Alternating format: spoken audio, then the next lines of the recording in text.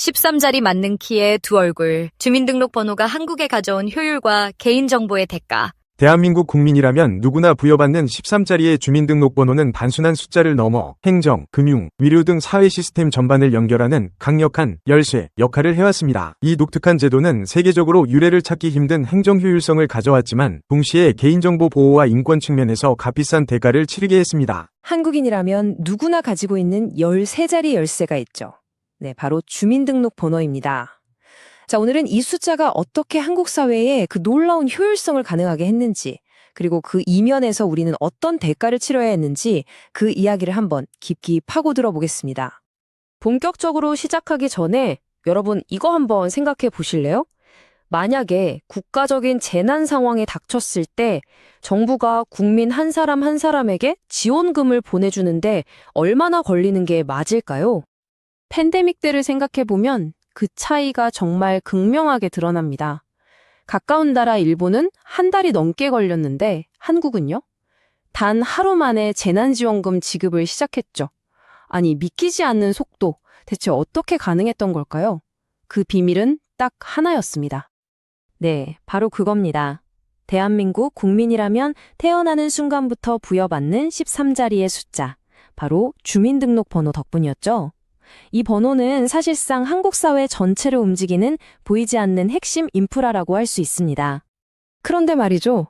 이렇게 편리하고 강력한 시스템이 처음부터 편의를 위해 만들어진 건 아니었습니다. 그 시작은 사실 훨씬 더 어둡고 긴장감 넘치는 시대적 배경을 품고 있습니다. 시간을 1968년으로 한번 거슬러 올라가 보죠. 그때 북한 무장공비가 대통령 관저인 청와대를 습격하는 정말 충격적인 사건이 있었습니다. 바로 이 사건 직후에 정부는 간첩을 쉽게 식별하고 국민을 효율적으로 관리하기 위해서 이 주민등록번호 제도를 도입하게 됩니다.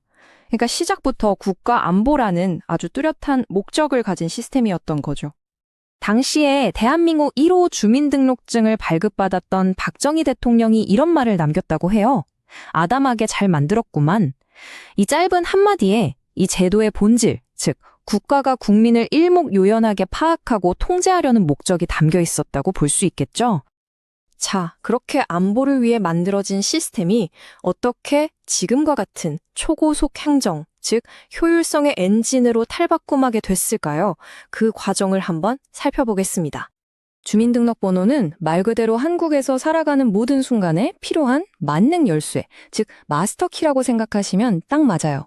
공공기관 업무는 기본이고요. 은행, 병원, 통신사 가입, 이 번호 하나 없이는 사실상 어떤 사회생활도 불가능하니까요.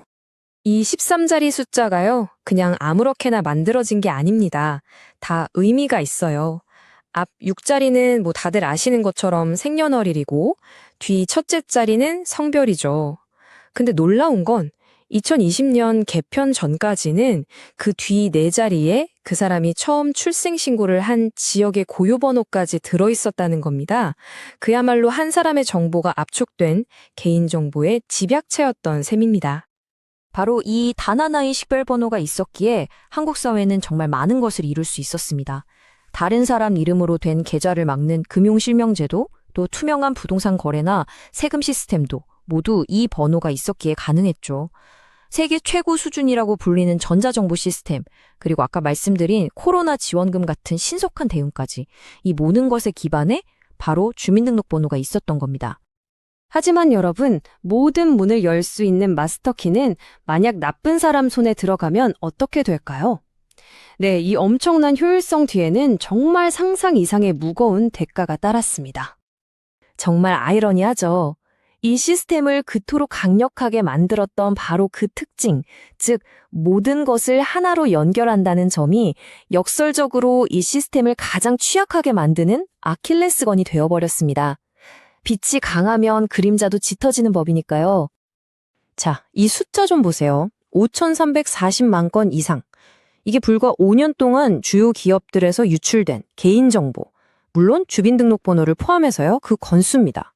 우리나라 인구가 약 5,100만 명이니까 단순 계산만 해봐도 모든 국민의 정보가 평균적으로 최소 한 번 이상은 털렸다는 정말 충격적인 이야기가 됩니다. 진짜 문제는 뭐였냐면 한번 부여받으면 평생 바뀌지 않는 이 고유 식별번호가 수많은 웹사이트에서 너무나 허술한 비밀번호처럼 쓰였다는 겁니다. 한번 유출되면 그걸로 끝인 거죠. 평생을 따라다니는 보안 위협을 수천만 명이 그냥 떠안고 살아야 했던 겁니다. 이런 상황이다 보니 국제사회에서도 우려의 목소리가 나왔습니다. 유엔 인권위원회 같은 곳에서는 한국의 주민등록번호 제도가 잠재적인 인권 침해 소지가 있다고 직접적으로 지적하기도 했죠. 생각해보면 그럴만도 한 게 개인정보가 담긴 바꿀 수도 없는 국가식별번호를 모든 국민에게 의무적으로 부여하는 나라는 전 세계적으로도 거의 찾아보기 힘드니까요. 자, 이렇게 문제가 계속해서 터져 나오자 한국 사회도 더는 이대로는 안 되겠다고 판단했겠죠. 그래서 아주 길고 또 쉽지 않은 개혁의 과정에 들어서게 됩니다. 개혁의 가장 중요한 목표 중 하나가 바로 이 지역번호였습니다. 아까 말씀드렸던 성별 뒤에 나오는 4자리 숫자요. 이게 그 사람의 출생신고 지역을 나타내다 보니까 의도치 않게 그 사람의 출신지를 드러내는 일종의 꼬리표가 되어버린 겁니다. 그리고 이게 정말 심각한 사회적 문제를 낳았습니다. 믿기 힘드시겠지만 실제로 이런 일이 있었습니다. 주민번호 뒷자리가 48에서 54 사이로 시작하면 전라도 지역을 의미했는데요. 한 편의점에서 채용을 할 때 이 번호를 보고 특정 지역 출신 지원자를 아예 서류에서부터 떨어뜨린 사실이 드러나서 사회적으로 큰 파장에 일었죠. 숫자가 사람에 대한 편견과 차별의 도구가 되어버린 정말 씁쓸한 현실이었습니다. 그리고 마침내 이 제도가 시행된 지 45년 만에 변화가 찾아왔습니다. 2020년 10월부터는 새로 발급되는 주민등록번호에서 이 지역번호를 아예 없애고 그 자리에 임의의 숫자를 부여하기 시작한 겁니다. 우리 다음 세대들은 적어도 숫자 때문에 출신 지역으로 차별받을 일은 없게 된 거죠. 정말 역사적인 조치였습니다.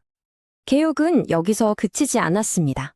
온라인에서 주민번호 대신 쓸 수 있는 아이핀을 도입하기도 했고 2017년부터는 정보 유출로 큰 피해를 본 국민들이 신청을 통해 주민번호를 바꿀 수 있는 길도 열었습니다. 그리고 지금은요. 여기서 한 발 더 나아가 아예 개인이 자기 정보를 직접 통제하는 모바일 신분증이나 탈중앙화 신원증명, 즉 DID 같은 새로운 시대로 나아가고 있는 중입니다. 그렇다면 한국의 이 시스템, 다른 나라들과 비교해보면 어떨까요? 이게 세계적으로 봤을 때 얼마나 독특한 케이스인지 한번 짚어보겠습니다.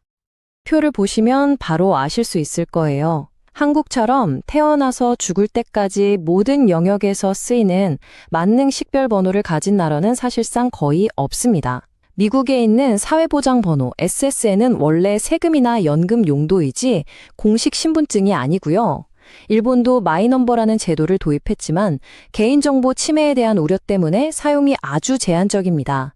심지어 영국 같은 나라는 아예 이런 전국민 단일번호 제도가 없습니다.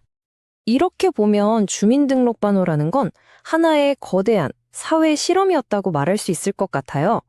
우리 사회가 사생활이라는 가치를 어느 정도 내어주는 대신 그 대가로 눈부신 효율성과 성장을 손에 쥔 거죠. 이건 단순히 한국만의 이야기가 아니라 디지털 시대를 살아가는 모든 국가가 지금 이 순간에도 씨름하고 있는 아주 심오한 질문을 던져줍니다. 효율성이냐 아니면 사생활이냐? 우리는 정말 이 둘 중에서 하나를 선택해야만 하는 걸까요? 어쩌면 둘 다를 잡을 수 있는 방법은 없을까요? 앞으로 우리가 만들어갈 디지털 사회의 미래를 위해 우리 모두가 함께 고민해봐야 할 아주 묵직한 질문인 것 같습니다. 오늘 제가 준비한 이야기는 여기까지입니다.